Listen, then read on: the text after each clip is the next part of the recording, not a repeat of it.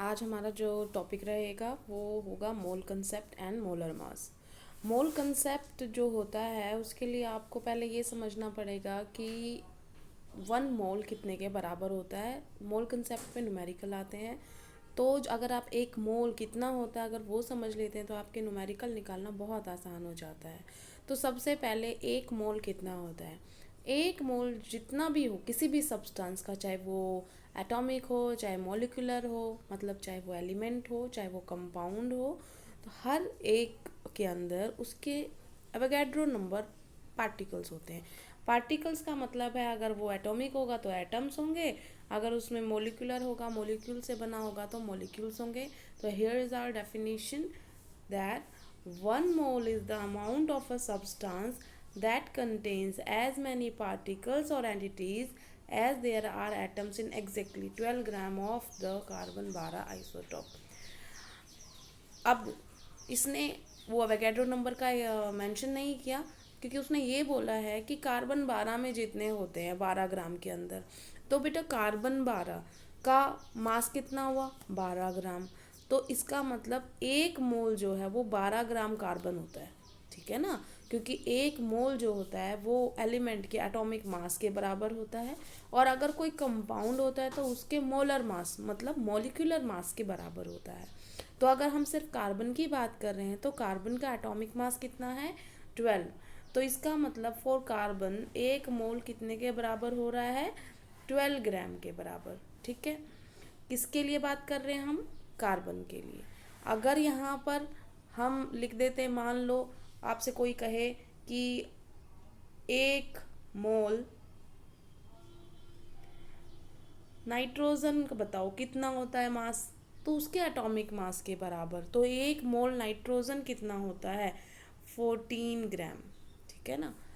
अगर अब हम मोलिक्यूल्स पे आ जाए, मोलिकुलर की बात करें, तो 1 मोल अगर आपको N2 पूछता कोई तो आप कितना लिखोगे, नाइट्रोजन के 2 हैं तो 14 × 2 28, आपको मोलर मास कैलकुलेट करना बताया था, तो इसका हो जाएगा 28।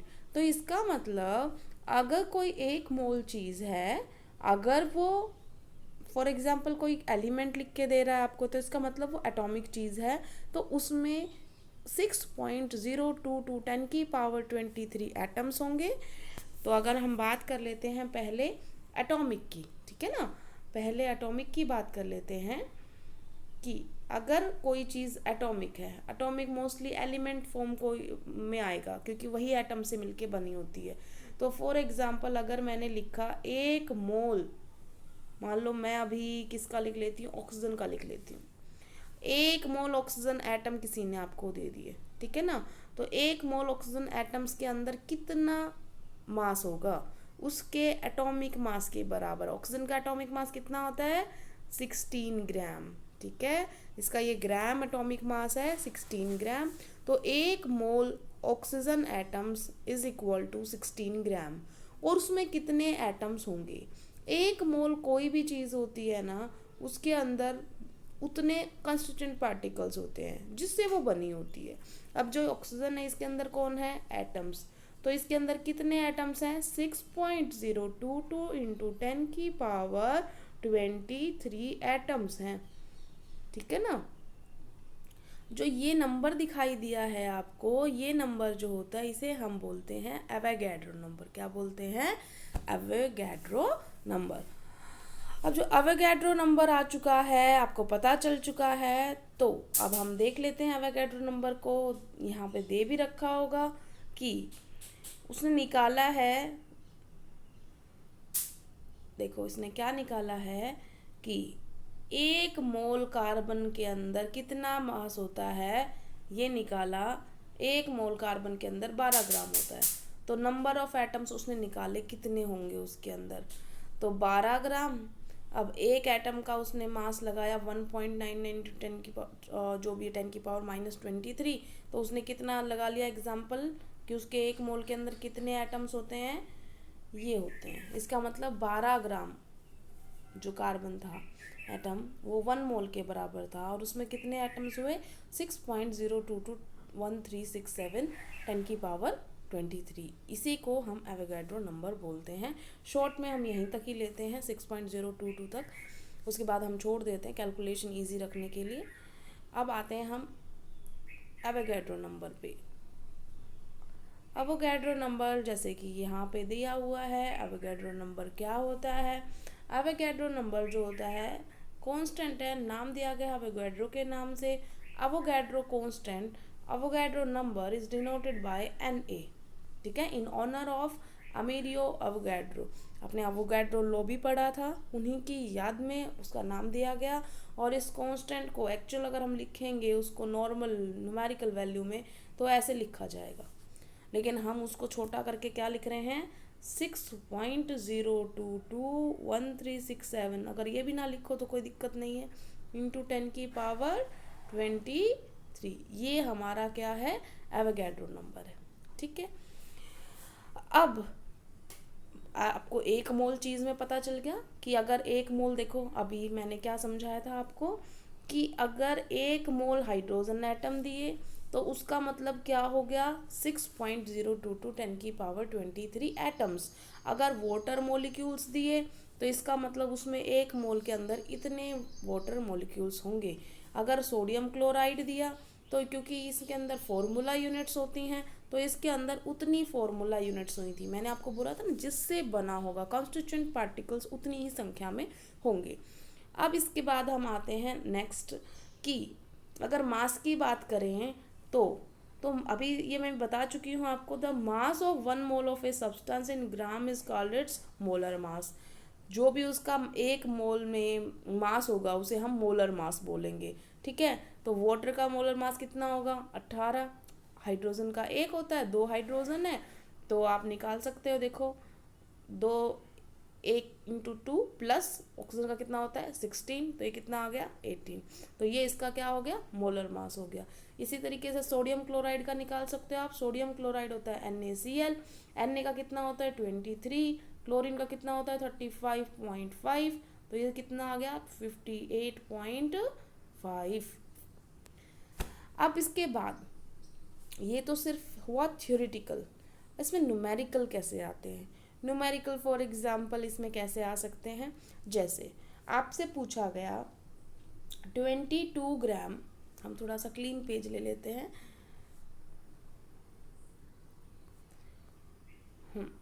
यहाँ पे ठीक है। अब आपसे पूछा गया 22 ग्राम CO2 में बताओ कितने मोलिक्यूल्स हैं और कितने मोल हैं, ठीक है ना। मोल भी पूछा, मोलिक्यूल्स भी। तो मोल निकालने का बेटा, मोल का हमने n से सिंबल लिख दिया, ठीक है ना। मोल्स को हम n लिख सकते हैं। अब नंबर ऑफ मोल्स निकालने का फॉर्मूला क्या होता है, जो चीज़ दे रखी है, किसी भी चीज़ में दे रखा हो, चाहे वो वॉल्यूम दे रखा हो, चाहे वो एटम्स दे रखा हो, चाहे वो मास दे रखा हो, जो चीज़ दे रखी है बटे में एक मोल में वो चीज़ कितनी होती है। क्या बोला मैंने, यहाँ पे क्या मास, यहाँ पे गिवन मास दिया हुआ है।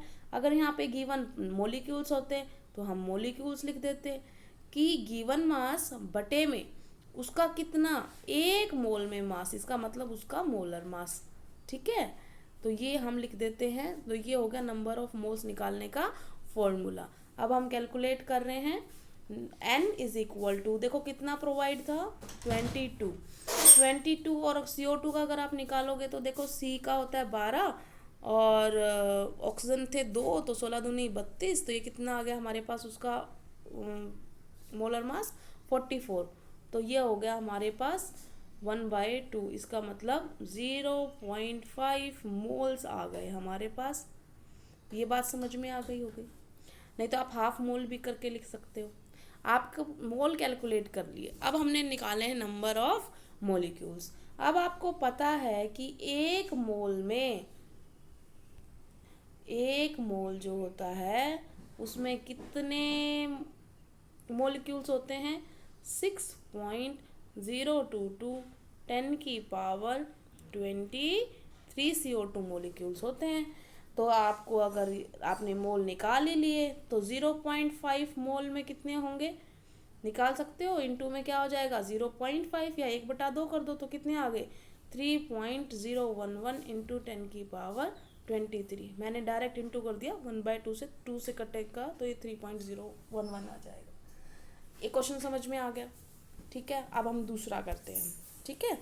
तो दूसरा क्या करें, फॉर एग्जाम्पल आपसे पूछा गया कि 14 ग्राम, क्या बोल रही हूँ मैं, 14 ग्राम नाइट्रोजन गैस प्रोवाइड की गई है आपको, और आपने बताना है क्या, मोल्स एंड मोलिक्यूल्स, ठीक है।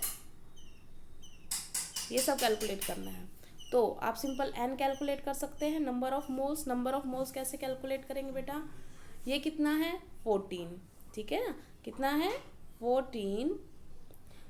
नाइट्रोजन का कितना होता है 14, तो एक नाइट्रोजन का एटॉमिक मास होता है, अगर इंटू करेंगे तो कितना हो जाएगा 14 इंटू 2, तो इसका मतलब वो कितना हो जाएगा 28। अगेन ये कटेगा तो ये कितना आ गया हमारे पास 1/2, तो ये हमारे पास हाफ मोल आ गया। इतना हमने कैलकुलेट कर लिया, हमने नंबर ऑफ मोल्स कैलकुलेट कर लिए। अब हम नंबर ऑफ मॉलिक्यूल्स कैलकुलेट करेंगे इसके अंदर। तो नंबर ऑफ मॉलिक्यूल्स कैसे कैलकुलेट करेंगे, नंबर ऑफ मॉलिक्यूल्स, या तो पिछले वाला तरीका अपना लो। क्या आपको पता है एक मोल में कितने होते हैं 6.022 10⁻23, और हाफ मोल में कितने होंगे, इंटू में कर दो, ये कट गया, कितना आ गया 3.011 इंटू 10⁻23। ये आपका आंसर आ गया, समझ में आ गया होगा, ठीक है। अभी तक हमने क्या पढ़ा है वो एक बार मैं रिकॉल कर रही हूँ, और एक चीज़ और ऐड कर देती हूँ कि एक मोल, जो कोई भी अगर गैस होती है तो उसका वॉल्यूम जो है वो फिक्स होता है, वो होता है 22.4 लीटर, 22.4 लीटर। चाहे दुनिया की कोई भी गैस है, आपने एवोगैड्रो लॉ पढ़ा था ना, उसमें क्या आया था, equal volumes of all gases contain equal number of molecules, वो यहीं से आया है। एक मोल में 22.4 लीटर होती है, सारी दुनिया की गैसेस एक मोल में 22.4 लीटर ही रखती हैं, और क्योंकि अगर मोलिक्यूल्स होंगे तो सबके अंदर कितने होंगे, एवोगैड्रो नंबर ऑफ मोलिक्यूल्स, ठीक है। तो एक बार मैं सम अप कर रही हूँ सबके लिए कि एक मोल क्या चीज़ है, ठीक है। तो अगर एक मोल मैंने किया तो एक मोल क्या है, सबसे पहले तो अगर वो कोई भी चीज़ होगी उसके मोलर मास के बराबर होगा।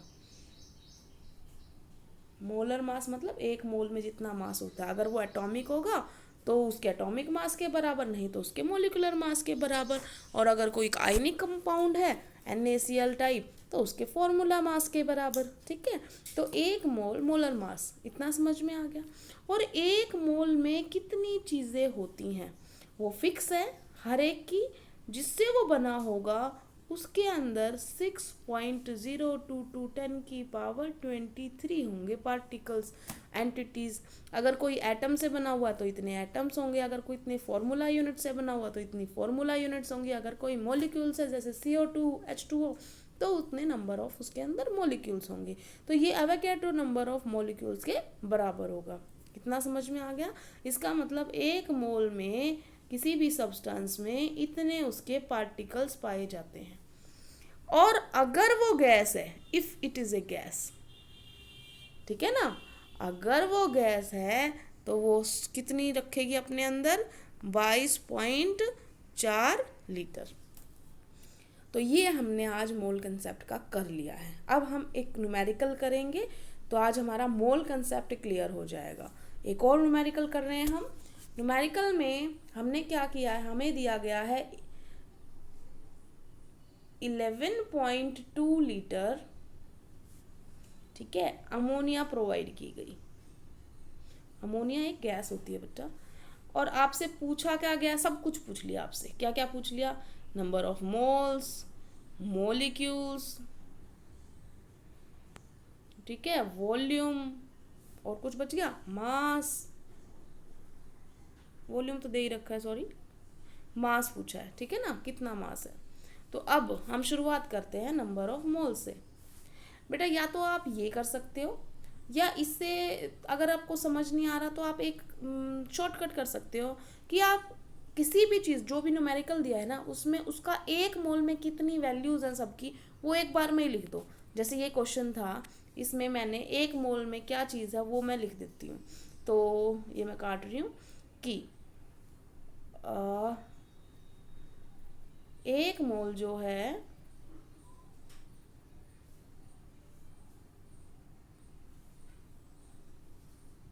एक मोल NH3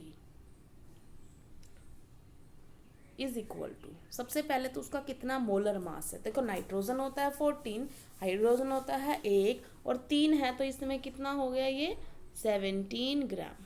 पहली बात समझ में आ गई। एक mole NH3 is equal to molar mass. ठीक है, दूसरी चीज़ क्या है, दूसरी चीज़ इसकी जो थी कितने नंबर ऑफ मोलिक्यूल्स होंगे। अब अगर तुम्हें दिखाई दे रहे हो तो 6.022 10⁻23 इसके अंदर क्या है, मोलिक्यूल्स। ठीक है, उसके बाद अगर वॉल्यूम पूछा जाएगा तो एक मोल में कितना होता है 22.4 लीटर। बेटा कभी कभी एटम्स भी कोई पूछ लेता है, तो एटम्स में घबराने की ज़रूरत नहीं है। आपका जो देखो NH3 है, सॉरी जो NH3 है उसमें आपके कितने एटम्स कंबाइन करते हैं तो एक मॉलिक्यूल बनता है NH3 का, एक नाइट्रोजन का और 3 हाइड्रोजन का। इसका मतलब एक मॉलिक्यूल बनाने के लिए 4 एटम लगते हैं। ठीक है, इतनी बात समझ में आ गई। तो एक मोल में कितने मॉलिक्यूल्स है, पहले तो ये देखो इतने मॉलिक्यूल्स हैं, इतने मॉलिक्यूल्स हैं, है ना, इतने मॉलिक्यूल्स हैं। और एक मॉलिक्यूल में कितने होते हैं 4 एटम। तो इसका मतलब टोटल एक मोल में कितने हो गए 4 × 6.022 10⁻23 एटम्स होंगे इसके अंदर। इतनी बात क्लियर हो गई। ये जो है ना बेटा हर एक के लिए अलग होगा। कभी आप सोचो मैंने 4 लिख दिया तो आपका फिक्स हो गया। CO2 के लिए इसकी वैल्यू 3 हो गई, हाइड्रोजन गैस के लिए इसकी वैल्यू 2 होगी, ऑक्सीजन के लिए भी 2 होगी। अगर आपने कोई और गैस ली फॉर एग्जांपल SO2 ली तो उसके अंदर 3 होगी। इसका मतलब उसका फॉर्मूला बताएगा कि आपका जो नंबर ऑफ एटम्स हैं वो कितने हैं। इसको एटॉमिसिटी बोलते हैं। क्या बोलते हैं, एटॉमिसिटी, की नंबर ऑफ एटम्स कितने प्रेजेंट है एक मॉलिक्यूल के अंदर। अब ये अगर आपने एक मोल की लाइन लिख ली तो आपको कुछ करना ही नहीं, आपको सारा हो गया सोल्व। क्वेश्चन कैसे हो गया, देखो आपको क्या प्रोवाइड किया गया था, आपको नंबर 11.2 लीटर प्रोवाइड किया गया था। तो मैंने आपको क्या बोला था नंबर ऑफ मोल्स निकालने के लिए, कि मैं इसको आपने अगर लिख लिया हो या देख लिया हो तो मैं इसको इरेज कर रही हूँ। तो हमने नंबर ऑफ मोल्स निकालने के लिए जो प्रोवाइड था, मैंने आपको फॉर्मूला क्या कहा था नंबर ऑफ मोल्स का, कि जो प्रोवाइड किया गया है, क्या प्रोवाइड किया गया है 11.2 लीटर। आपने एक मोल की अभी लाइन लिखी थी उसमें कितना आया था, कितना लीटर आई थी गैस 22.4 लीटर। ठीक है ना, तो ये कट गया, कितना आ गया 1/2। ठीक है ना, तो 0.5 मोल या हाफ मोल आप लिख सकते हैं। उसके बाद अगर कोई आपसे मोलिक्यूल्स पूछेगा तो सिंपल आपने क्या करना है, आपको एक मोल में चीज पता है तो 0.5 में आप क्या कर दोगे, उसके इनटू में कर दोगे 0.5। ये बात समझ में आ गई। आपसे कोई मास पूछ रहा है तो आपको एक मोल में पता है कितना मास है, तो हाफ मोल में कितना होगा गुना में कर दो 0.5। बस इतना ही करना है। अगर कोई एटम पूछ रहा है तो जो एटम लिखे थे आपने 4 × एवोगैड्रो नंबर, मैं Na लिख देती हूँ पूरा लिखने की बजाय, 4 × Na ये था आपका एटम, और उसमें कितना इंटू कर दूं मैं 0.5। आपका सारी चीज़ें कैलकुलेट होगी कि नहीं हुई। मोल्स आपने निकाल लिए 0.5, मोलिक्यूल्स निकाल दिए 0.5 इंटू में एवोगैड्रो नंबर, मास निकाल दिया आपने, ये कट के आ जाएगा 1/2 8.5, और ये अगला एटम्स है 4 × एवोगैड्रो नंबर इंटू हाफ। ठीक है ना, ये एटम्स आ जाएगा। कैलकुलेट तो कर ही सकते हो आप। क्वेश्चन समझ में आ गए होंगे। अब थोड़ा सा हम और डिफ़िकल्ट लेवल पे चलते हैं, थोड़ा सा है डिफ़िकल्ट नहीं, बस स्टेटमेंट चेंज होएगी। तो अब हम आते हैं नेक्स्ट क्वेश्चन पे। ये सारे क्वेश्चंस बेटा आपके न्यूमेरिकल होने चाहिए आपकी नोटबुक में, ओके। अब हम आते हैं नेक्स्ट क्वेश्चन पे। नेक्स्ट क्वेश्चन जो है वो क्या है, फॉर एग्जाम्पल मैं देती हूँ आपको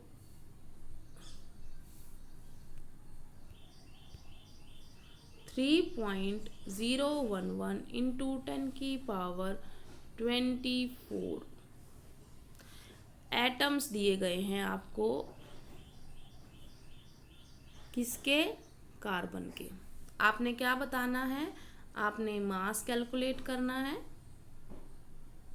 मोल्स बताने हैं। क्वेश्चन समझ में आ गया? ठीक है, क्वेश्चन नोट डाउन कर लिया। अब हम आते हैं सॉल्यूशन की साइड। तो सॉल्यूशन में मैंने आपको क्या बोला था? आप कुछ मत करो, आप 1 मोल में जितनी चीज़ें लिख सकते हो वो लिख दो। तो 1 मोल में आप कार्बन के लिए क्या लिख सकते हो? तो हम 1 मोल के लिए दोबारा से लिखते हैं, 1 मोल कार्बन एटम्स का मतलब क्या है कि 12 ग्राम तो उनके अंदर मास होगा। ठीक है, अवोगाड्रो नंबर के बराबर मैं नहीं लिख दूं, जब मुझे ज़रूरत होगी तब मैं इसको एक्सपेंड कर लूँगी। इतने उसके पास क्या होंगे? एटम्स होंगे। और कुछ पूछा था उसने? बस मास पूछा था, एटम्स पूछा था, आई थिंक, और कुछ नहीं पूछा।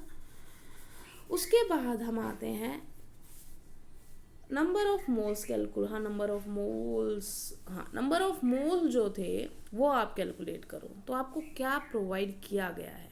आपको प्रोवाइड किया गया है 3.011 इंटू 10⁻24। ठीक है, मैंने क्या कहा था? जो प्रोवाइड किया गया उसको लिख लो, और बटे में क्या करेंगे हम? 1 मोल में कितनी चीज़ थी? 1 मोल में लिखो कितनी चीज़ थी? 6.022 10⁻23।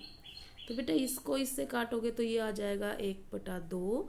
और यहाँ देखो ध्यान से, ये 10⁻23 है, ऊपर जाएगा तो ये माइनस में 23 हो जाएगा। तो ये 24 में से 23 गया, कितना बचा? 10। तो ये कितना आ जाएगा? 10/2। इसका मतलब हमारे मोल्स कितने आ गए? 5। तो आप लिखोगे 5 मोल्स। बेटा यूनिट ज़रूर लिखनी है, बिना यूनिट के कोई क्वेश्चन नहीं लिखना। ठीक है, आपने मोल्स निकाल लिया, बाकी तो आसान काम है। तो हमें क्या पता है कि हमें मोल्स कितने आ गए हमारे पास? हमारे पास मोल्स आ गए हैं 5। अभी कैलकुलेट किया आपने, 5 मोल आ गए हैं। तो अब आप क्या कर सकते हो? एटम्स बता सकते हो कितने होंगे। वो तो सॉरी प्रोवाइड ही किया गया है, तो एटम्स निकालने की ज़रूरत ही नहीं है। हमने क्या निकालना था? मास निकालना था, राइट? हमें मास निकालना था। तो हमें 1 मोल में मास, देखो कहाँ पे कितना लिखा था मैंने? 12 लिखा था। तो अब हमारे पास 5 मोल हो गए हैं, तो ये हो गया हमारे पास कितना आ गया मास? 60 ग्राम। हमारा आंसर आ गया। क्वेश्चन समझ में आ गए होंगे। ये सारे क्वेश्चंस आपने अपनी नोटबुक में करने हैं, और अगर कुछ एक्स्ट्रा क्वेश्चन भी अगर आपको मिलते हैं आपकी बुक में तो आप वो भी कर सकते हो। थैंक यू क्लास, आज के लिए इतना ही।